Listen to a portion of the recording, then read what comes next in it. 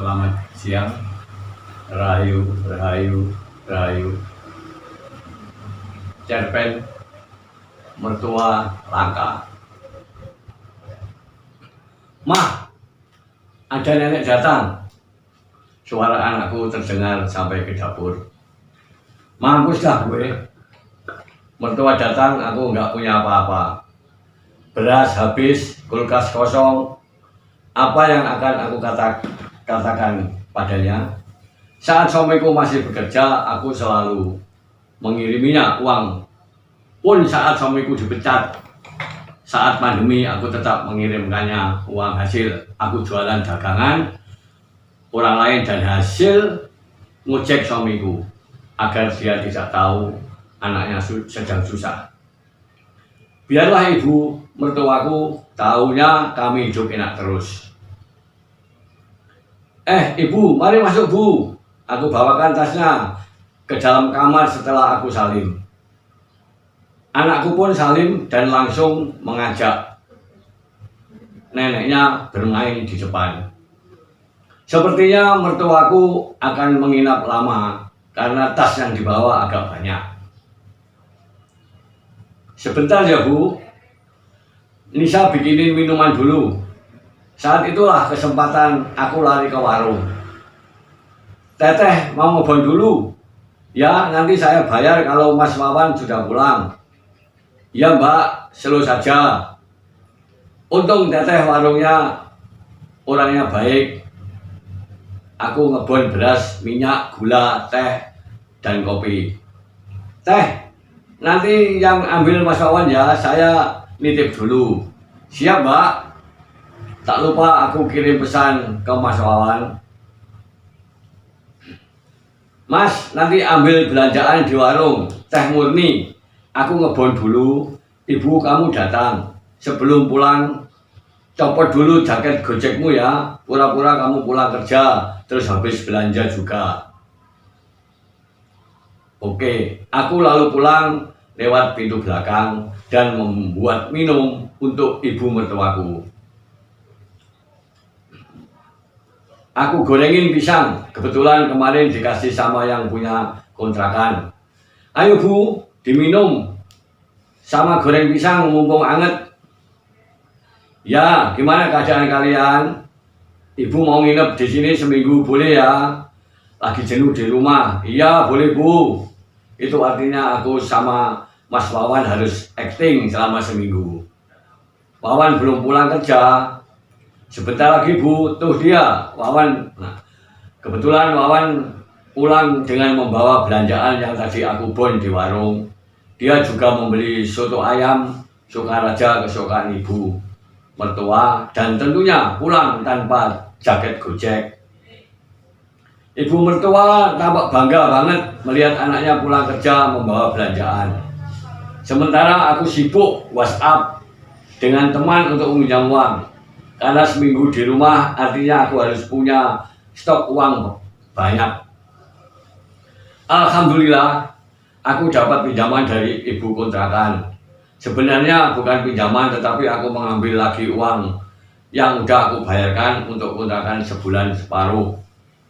Aku janji akan menggantinya setelah aku dapat komisi dagangan orang.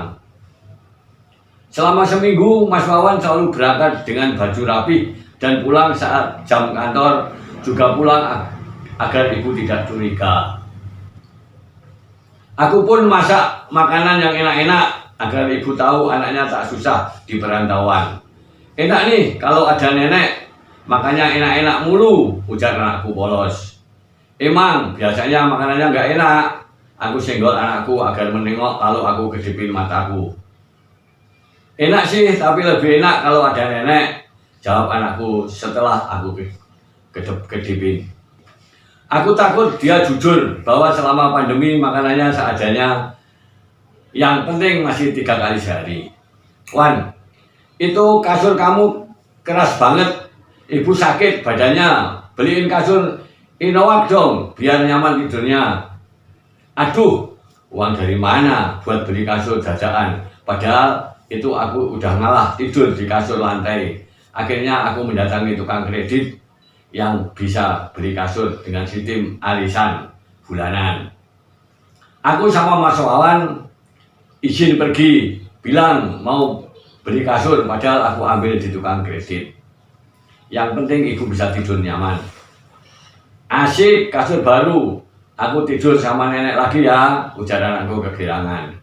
Ibu mertuaku terlihat bangga banget dengan anaknya yang bisa memenuhi keinginannya. Pagi-pagi sebelum Mas Wawan berangkat, nah ini ceritanya. Wan, ibu pengen banget makan steak yang kata orang-orang dagingnya empuk itu loh. Ya Bu, nanti pulang kerja Wawan bawain. Mas Wawan bicara padaku tentang keinginannya. Aku kasih persediaan uang yang aku punya. Beliin aja Mas, belum tentu besok-besok dia kepingin. Aku selalu menuruti apapun keinginan mertuaku, bagaimanapun dia sudah melahirkan dan membesarkan Mas Wawan. Giliran anaknya sudah dewasa, malah menghidupi aku yang jelas-jelas orang lain. Makanya aku merasa perlu membalas budi. Selama dikontrakan, ibu sering aku tinggal pergi karena aku harus mengantar dagangan pesanan orang menggunakan sepeda.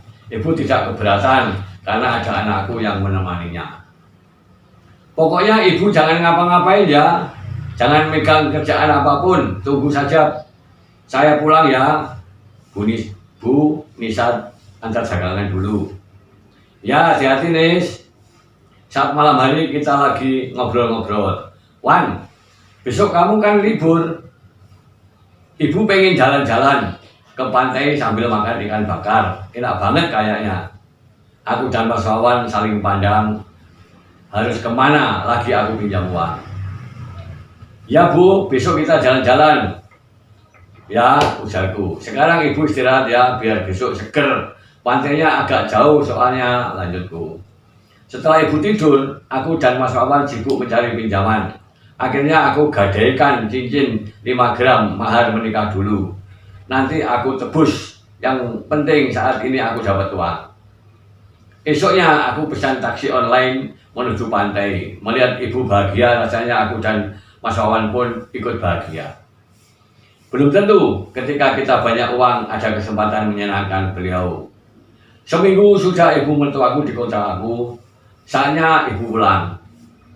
Aku memberikannya tiket untuk pulang dan tak lupa aku memberinya uang untuk pegangan. Aku dan Mas Wawan mengantar sampai full bis jurusan kota asal kami. Hati-hati ya Bu, handphone jangan sampai nggak aktif. Kabari kalau ada apa-apa. Kalau sudah sampai juga kabari ya Bu, ujarku khawatir. Aku catat nomor bis, takut ada apa-apa aku bisa melacaknya. Aku pulang dengan Mas Wawan dan langsung berhitung-hitung yang harus aku bayar dan jumlahnya tidak sedikit. Maafkan Ibu ya Nis, ucap Mas Wawan merasa bersalah. Ngapain minta maaf Mas, ibumu ya ibuku juga. Semoga Allah memberi kita jalan keluar untuk membayar utang ini ya. Saat aku membersihkan kamar, aku melihat ada kertas di meja dan sebuah amplop. Untuk anakku dan menantuku yang tukang bohong.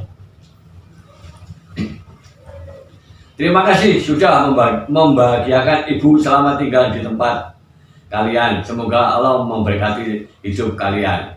Tertanda ibu dan mertua kalian. Aku membacanya keras-keras, membuat aku dan Mas Wawan menahan tangis.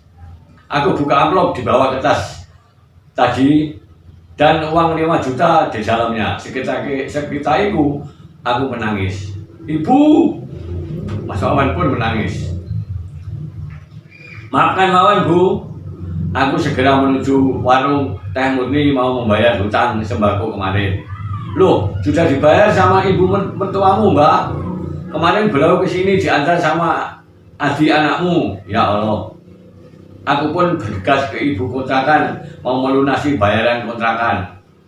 Udah nggak usah, ibu mertuamu sudah melunasinya. Malah itu kontrakanmu sudah dibayar setahun. Aku tertunduk lemas.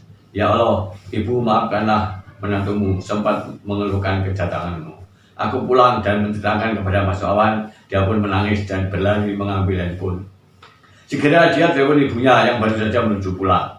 Tetapi Mas Wawan tak bisa bicara apa-apa, dia hanya menangis di telepon.